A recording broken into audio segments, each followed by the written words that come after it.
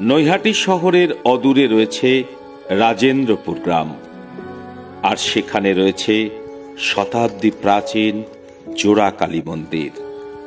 এই অঞ্চলের দুর্ধর্ষ ডাকাত ছিল গৌড়বেদে। বিস্মিত যুগের এই ভয়ঙ্কর ডাকাত গৌড়বেদের আস্তানা ছিল রাজেন্দ্রপুরের বেদের বাগান, অধুনা হালদার বাগানে। পরে গৌরীপুর মীর অঞ্চলে, বর্তমানে মীরা বাগানে আরেকটি গোপন আস্তানা গড়ে তোলেন।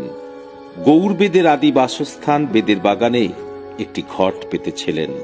সেটি ছেলের মঙ্গলের জন্য সামলাতেন তার বুড়ি মা। 200 বছরের অধিককাল আগেই গৌড়বেদের ইতিহাস বিলুপ্ত হয়েছে। এর পরবর্তীতে হালদার বাগানের বাসিন্দা প্রাণকৃষ্ণ কোনায় স্বপ্নাদৃষ্ট হন। আমি ডোবা পুকুরে পড়ে আছি, আমাকে উদ্ধার করে ঈশান কোণে প্রতিষ্ঠিত কর। সেই স্বপ্নের পরেই প্রাণকৃষ্ণ পেয়েছিলেন মায়ের ঘট, কলস ভর্তি মোহর, সোনা রূপার টাকা, যা সম্ভবত গৌড়বেদের ডাকাতি করা মাল। এরপর গড়ে ওঠে মন্দির।